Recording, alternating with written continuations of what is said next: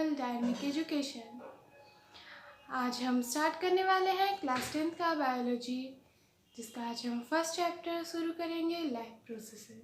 जैसे हम सब जानते हैं ये चैप्टर थोड़ा लंबा होने वाला है, इसलिए इसे हम पार्ट वाइज में करेंगे। तो आज हम पार्ट 1 इसका स्टार्ट करेंगे और इस वीडियो से जुड़े हुए पीपीटी और पीडीएफ के लिए आप हमारे व्हाट्सएप ग्रुप से जुड़ सकते हैं, जिसका लिंक नीचे डिस्क्रिप्शन बॉक्स में आपको मिल जाएगा।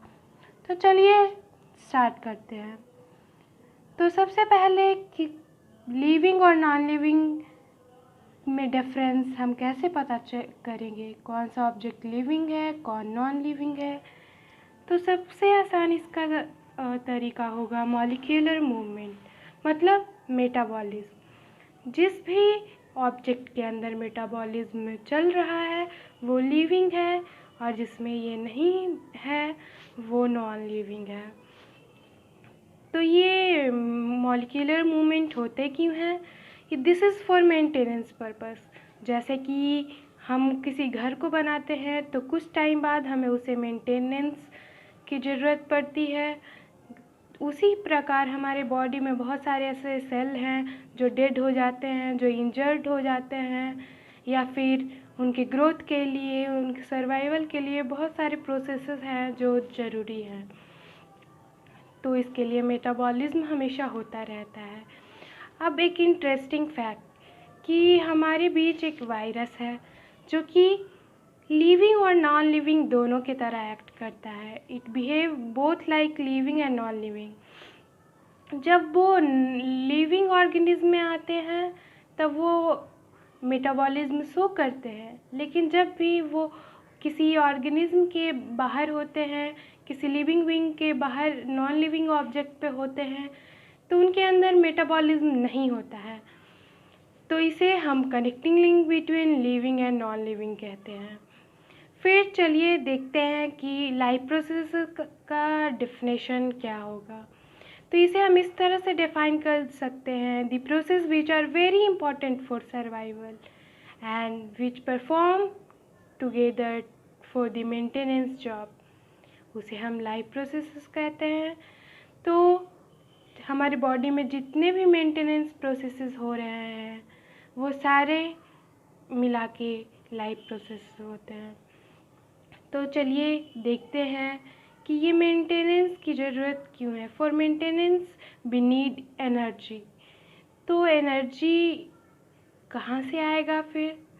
तो हमें आउटसाइड बॉडी से एनर्जी चाहिए होता है, जो कि हमें फूड से मिलेगा।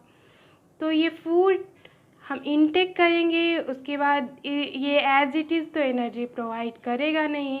तो इसके लिए इसका ऑक्सीडेशन रिडक्शन होना ज़रूरी है।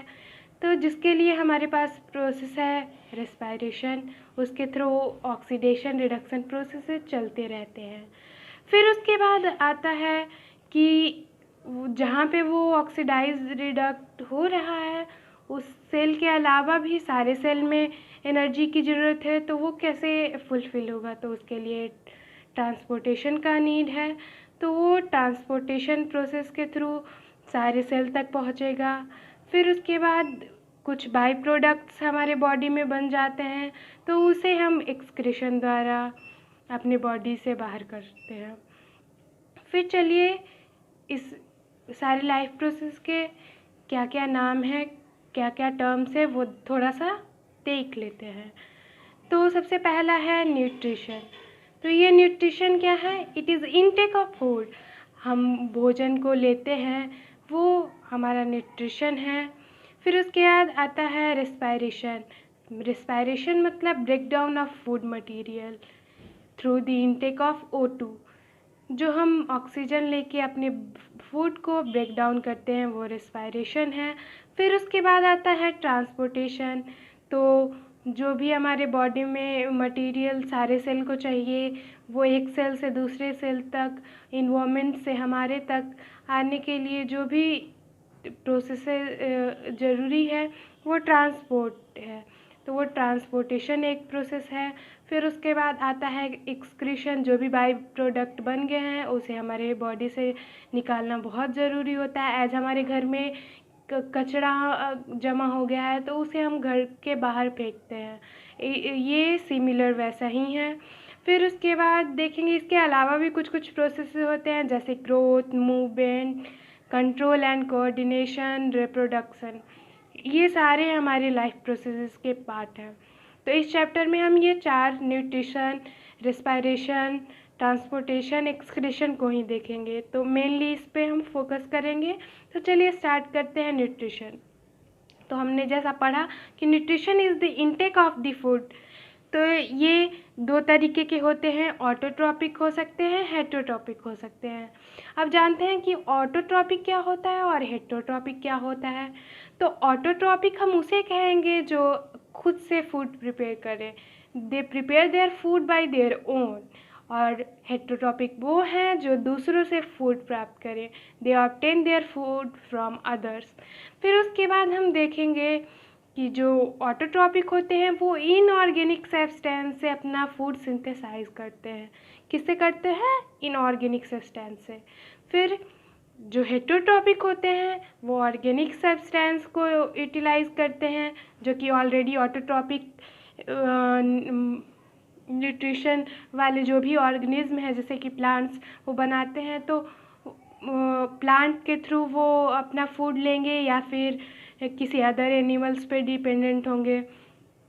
तो ये ऑर्गेनिक सब्सटेंस को ही इनटेक करते हैं एनर्जी के लिए। फिर ऑटोट्रॉपिक में आता है 2 टाइप का ये न्यूट्रिशन होता है, एक तो कीमो ऑटोट्रॉपिक और दूसरा फोटो ऑटोट्रॉपिक।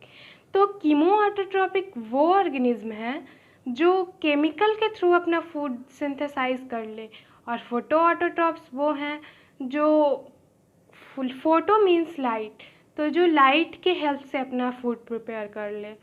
तो कीमो ऑटोट्रॉप का बेस्ट एग्जांपल सब बैक्टीरियाज हैं, और फोटो ऑटोट्रॉप के बेस्ट एग्जांपल ग्रीन प्लांट्स हैं। फिर उसके बाद हेटरोट्रॉपिक में देखेंगे कि इसमें 3 टाइप के न्यूट्रिशन मोड हैं। पहला होलोजोइक, वो ऑर्गेनिज्म जो अपना फूड किसी अदर ऑर्गेनिज्म से ले, मतलब प्लांट से ले या एनिमल से ले, और वो इंजेशन, डाइजेशन, एसिमिलेशन ऐसे प्रोसेसेस को इन्वॉल्व करे। फिर उसके बाद दूसरा आता है सैप्रोफाइटिक, वो ऑर्गेनिज्म जो डेड एंड डिकेइंग मैटर पे अपने न्यूट्रिशन के लिए डिपेंडेंट है, वो सैप्रोफाइटिक है। और तीसरा आता है पैरासाइटिक। तो पैरासाइटिक वो ऑर्गेनिज्म है जो अपने होस्ट पे डिपेंडेंट है अपने फूड के लिए।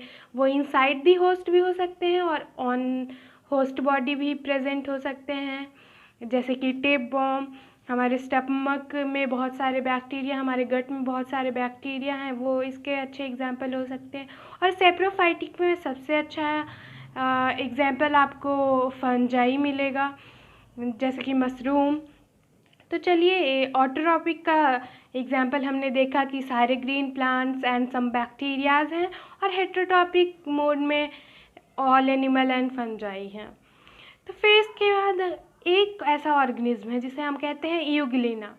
तो यूग्लिना इन दोनों के बीच का कनेक्टिंग लिंक है बिटवीन ऑटोट्रॉपिक एंड हेटरोट्रॉपिक, और से प्लांट और एनिमल के बीच का कनेक्टिंग लिंक है वो, क्योंकि वो ऑटोट्रॉपिक मोड और हेटरोट्रॉपिक मोड दोनों न्यूट्रिशन शो करता है, जिसको हम मिक्सोट्रॉपिक कहते हैं। तो चलिए इसके बाद हम देखते हैं कि ऑटोट्रॉपिक मोड ऑफ न्यूट्रिशन है क्या। तो it is a process where an organism prepare their food by own from simple inorganic material like water and carbon dioxide in the presence of sunlight and chlorophyll। तो इसमें organism अपना food खुद prepare करते हैं, they prepare it by their own from simple inorganic material, जैसे हमने difference में देखा। और ये इनऑर्गेनिक मटेरियल होते क्या हैं? वाटर, कार्बन डाइऑक्साइड, और इसके लिए सनलाइट और क्लोरोफिल की ज़रूरत है। जैसे कि मोस्टली ऑटोट्रॉपिक ऑर्गेनिज्म फोटोट्रॉपिक ही होते हैं, तो इसके लिए हम इन वाइडर सेंस सनलाइट बोल देते हैं। तो ये सनलाइट और क्लोरोफिल मस्ट है उनके लिए। फिर उसके बाद हम देखेंगे कि ये ऑटोट्रॉपिक कार्बन और एनर्जी का रिक्वायरमेंट फोटोसिंथेसिस प्रोसेस से फुलफिल करते हैं। तो चलिए आगे देखते हैं ये फोटोसिंथेसिस होता क्या है।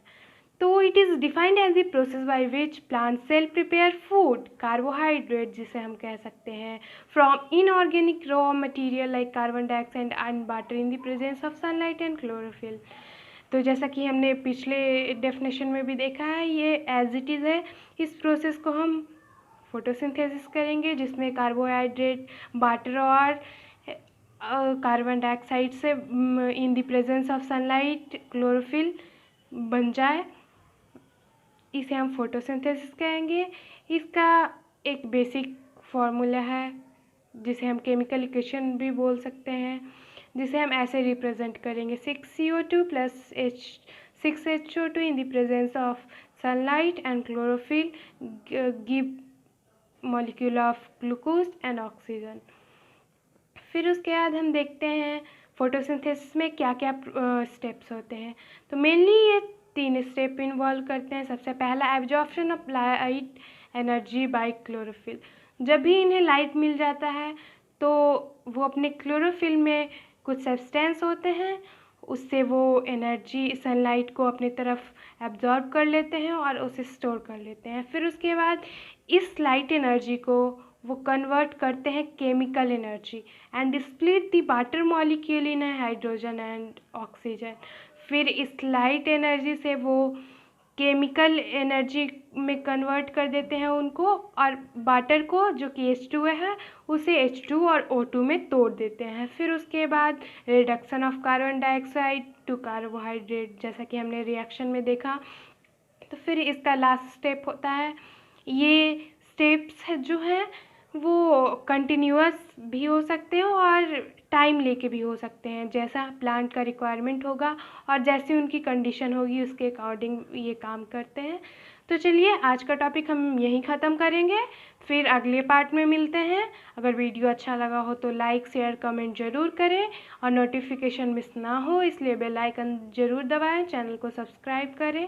Thank you.